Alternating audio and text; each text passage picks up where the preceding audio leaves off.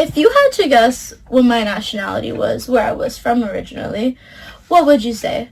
Would you go with maybe Indian, that I come from India, or maybe Latina, that I come from a Spanish-speaking country?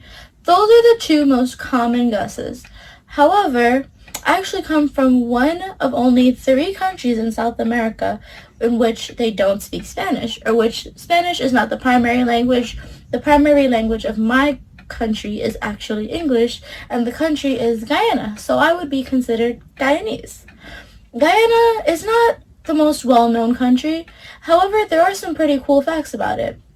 Like, if you didn't know, Guyana is actually home to Kaieteur Falls, and Kaieteur Falls is the longest single drop waterfall in the world, coming in at 746 feet.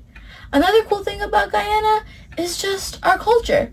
I think the culture is really interesting because, similarly to maybe America or lots of other countries, it's a mesh of cultures because of people that brought their own cultures from their homelands to Guyana from times of slavery. So lots of people coming in as slaves or indentured servants from places like India, Africa, even China.